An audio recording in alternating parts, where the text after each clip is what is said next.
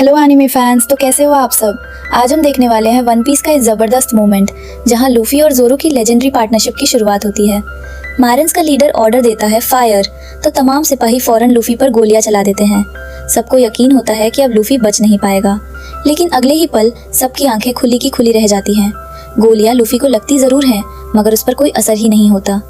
Luffy मुस्कुराते हुए कहता है, मुझे गोलियों से कुछ नहीं होता, आपने अलग मटेरियल है। ये देखकर जोरो भी हैरान रह जाता है और पूछता है, कैसे, आखिर तुम हो कौन। लूफी फखर से जवाब देता है, मैं मंकी डी लूफी हूँ और मैं पायरेट किंग बनने वाला हूँ। ये सुनकर जोरो उसका मजाक उड़ाता है और कहता है कि पायरेट किंग बनना कोई बच्चों का खेल नहीं है। मगर लूफी बिल्कुल सीरियस होता है। जब उसे पूछा जाता है कि पायरेट किंग बनने का मतलब क्या है, तो वो सीधा सा जवाब देता है, पायरेट किंग बनने का मतलब पायरेट किंग बनना होता है। कोबी भी बीच में बोल पड़ता है कि उसे भी पहली बार ये बात सुनकर बहुत शौक लगा था, लेकिन लूफी मजाक नहीं कर रहा।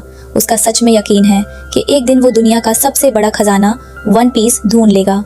फिर लूफी जोरो की तीनों तलवारें उसके पास लाकर रखता है और कहता है कि उसे समझ नहीं आया था कौन सी तलवार जोरो की है, इसलिए वो तीनों ही ले आया। जोरो बताता है कि तीनों तलवारें उसी की हैं, क्योंकि वो 3 स्वॉर्ड स्टाइल यानी संतोरियो से लड़ता है। लूफी फिर जोरो को एक ऑफर देता है। वो कहता है कि अगर जोरो उसका साथ देता है तो कानून की नज़र में मुजरिम बन जाएगा, और अगर साथ नहीं देगा तो मरीन्स उसे यहीं मार देंगे। जोरो कुछ दायर सोचता है और फिर कहता है, तुम बच्चे नहीं शैतान हो। लेकिन उसे समझ आ जाता है कि अब उसके पास कोई और रास्ता नहीं, इसलिए वो लूफी के साथ मिलकर लड़ने का फैसला कर लेता है। ये सुनते ही लूफी खुशी से झूम उठता है और कहता है कि अब जोरो उसकी टीम का हिस्सा बन गया है। लेकिन जोरो फौरन गुस्से में कहता है, जश्न बाद में मनाना, पहले मेरी रस्सियां खोलो। इसी दौरान मरीन्स के सिपाही आपस में बात करते हैं कि लूफी पर गोलियों का असर क्यों नहीं हुआ। उनका लीडर अंदाज़ लगाता है कि शायद लूफी ने कोई डेविल फ्रूट खाया हुआ है। वो बताता है कि डेविल फ्रूट्स समंदर के छुपे हुए खजाने होते हैं जो इंसान को अजीब और ताकतवर कवाते देते हैं। कुछ लोग कहते हैं कि कोई आग उगल सकता है, कोई समंदर को कंट्रोल कर सकता है, लेकिन अक्सर लोगों ने ये सब सिर्फ कहानियों में ही सुना होता है। इसीलिए हर पायरेट ग्रैंड लाइन तक पहुंचना चाहता है, लेकिन मरीन्स का लीडर इन सब बातों की परवाह नहीं करता और लूफी हमेशा की तरह मुस्कुरा कर कहता है, ओ भाई, क्या वजन है नाम में। जोरो अपनी तलवार उठाता है और ठंडी लेकिन खतरनाक आवाज में कहता है, अपनी जगह से हिला तो काट दूंगा। ये सुनते ही तमाम मरीन्स का रंग उड़ जाता है। कुछ तो डर के मारे कांपने लगते हैं और कहते हैं, मुझे डर लग रहा है। जोरो लूफी की तरफ देखकर कहता है कि आज वो मारिन से लड़ने वाला है और उसके बाद कानून की नज़र में क्रिमिनल बन जाएगा। इसीलिए अब उसे लूफी की पायरेट क्रू ज्वाइन करने में कोई मसला नहीं। लेकिन जोरो एक अहम बात भी साफ कर देता है। वो कहता है कि चाहे वो लूफी के साथ रहे, उसका सपना कभी नहीं बदलेगा। लूफी होकर पूछता है, कौन सा सपना। जोरो अपनी तलवार मजबूती से पकड़े हुए जवाब देता है, दुनिया का सबसे बेहतरीन स्वॉर्ड्समैन बनने का। फिर वो लूफी को वार्निंग देता है कि अगर कभी उसका कैप्टन या उसकी क्रू उसके सपने के रास्ते में आई तो उसकी जिम्मेदारी लूफी पर होगी। ये सुनकर लूफी के चेहरे पर बड़ी सी मुस्कुराहट आ जाती है। वो कहता है, दुनिया का सबसे बेहतरीन स्वॉर्ड्समैन, ये हुई ना बात। पायरेट किंग के क्रू में ऐसे ही लोग होने चाहिए। जोरो भी मुस्कुराकर कहता है कि वो पूरी कोशिश करेगा कि उसका नाम पूरी दुनिया में मशहूर हो जाए, चाहे लोग उसे क्रिमिनल ही क्यों ना कहें। उधर मरीन्स का लीडर गुस्से से चीखता है और तमाम सिपाहियों को ऑर्डर देता है कि फौरन लूफी और जोरो को पकड़कर मार दिया जाए। लेकिन लूफी सबको वार्न करता है, बचना है तो झुक जाओ। अगले ही पल वो अपनी ताकत इस्तेमाल करता है और अपना पांव दूर तक स्ट्रेच करके एक जबरदस्त अटैक मारता है। मरीन्स हवा में उछलकर दूर जा गिरते हैं। कोबी हैरानी से चीख उठता है, वाह, तुमने तो कमाल कर दिया।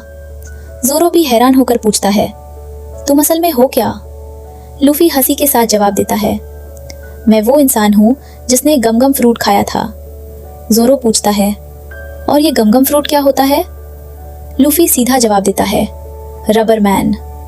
अब मरीन्स को यकीन हो जाता है कि लूफी ने वाकई डेविल फ्रूट खाया हुआ है। कुछ सिपाही डर कर कहते हैं कि वो सब मिलकर भी जोरो को नहीं हरा सकते और लूफी भी किसी मॉन्स्टर से कम नहीं लगता। मगर उनका कैप्टन उनकी बात सुनने के बजाय धमकी देता है कि जो सिपाही डरे वो खुद को गोली मार दे, क्योंकि उसकी फौज में बुज़दिलों की जगह नहीं। जोरो ये सब देखकर कहता है, ये तो बच्चे हैं, इन्हें हराना आसान होगा। इसी दौरान कोबी भी हिम्मत जमाकर लूफी से कहता है कि किसी को भी छोड़ना मत। लूफी फौरन कैप्टन की तरफ दौड़ता है और उसके चेहरे पर एक जबरदस्त पंच दे मरता है। कैप्टन पीछे जाकर गिर पड़ता है। सब सिपाही शॉक में आ जाते हैं। किसी को यकीन नहीं आता कि किसी ने उनके कैप्टन पर हाथ उठाया है। लूफी गुस्से में कहता है, तुमने मेरे दोस्त कोबी का ईमानदार मरीन बनने का सपना कुचलने की कोशिश की थी, इसीलिए मैं तुम्हें सबक सिखाऊंगा। जब फाइट अपने पीक पर होती है तब कैप्टन का बेटा गन लेकर आ जाता है और कोबी को हॉस्टेज बना लेता है। वो चीख कर कहता है, अगर तुम नहीं रुके तो मैं इसके सर में गोली मार दूंगा। लेकिन कोबी डरने के बजाय लूफी से कहता है कि उसकी फिक्र बिल्कुल ना करे, चाहे कुछ भी हो जाए तुम रुकना मत। लूफी मुस्कुराता है और कहता है, ओके मेरे यारा। ये जवाब सुनकर कैप्टन का बेटा और ज्यादा घबरा जाता है। वो बार बार धमकी देता है मगर कोई उसकी बात को सीरियस नहीं लेता।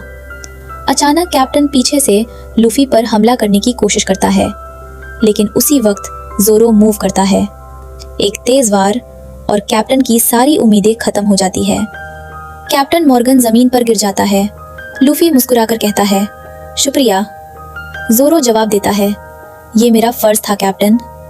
ये लफ्ज सुनते ही लूफी के चेहरे पर खुशी आ जाती है। अब जोरो ने वाकई उसे अपना कैप्टन मान लिया था।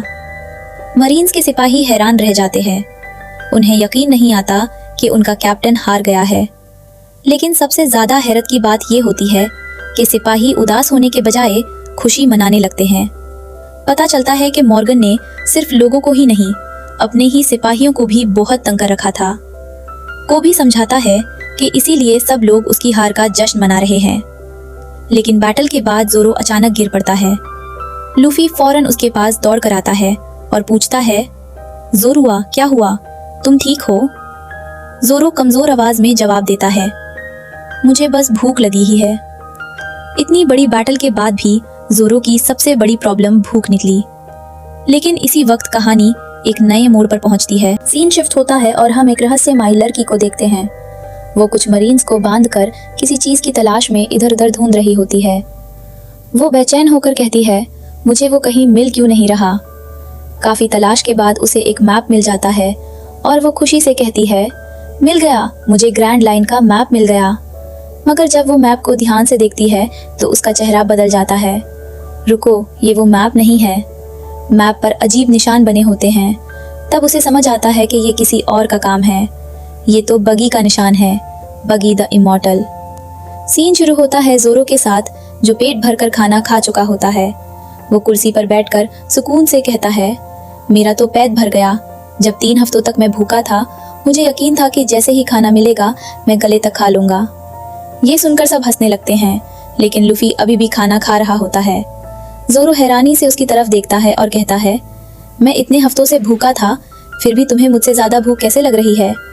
लूफी हंसी के साथ जवाब देता है, इतना बढ़िया खाना बना हो तो खाना पड़ेगा ना, क्यों कोबी? कोबी फौरन हाँ में सिर हिलाकर कहता है, बिल्कुल, खाना बहुत ही ज्यादा टेस्टी बना है। वहाँ मौजूद लोग लूफी और उसके दोस्तों का शुक्रिया अदा करते हैं, क्योंकि उन्होंने मॉर्गन के जुल्म से सबको निजात दिलाई होती है। एक छोटा सा बच्चा एक्साइटेड होकर लूफी से कहता है, तुम सबसे बहादुर इंसान हो लूफी। लूफी मुस्कुराता है और जवाब देता है, बात तो सही कही तुमने, लेकिन असली मजा तो तब आएगा जब मैं पायरेट किंग बनूंगा, 1 पीस हासिल करूंगा और मेरे पास दुनिया की बेस्ट क्रू होगी। और इसी के साथ लूफी और जोरो का सफर रेड लाइन और ग्रैंड लाइन की तरफ शुरू हो जाता है, जहां उनका इंतजार कर रही हैं और भी बड़ी मुश्किलें, नए दोस्त और खतरनाक दुश्मन। लाइक, शेयर और सब्सक्राइब करना मत भूलना। कमेंट्स में बताओ, क्या कोबी और लूफी की दोस्ती 1 पीस की बेस्ट फ्रेंडशिप्स में से एक है?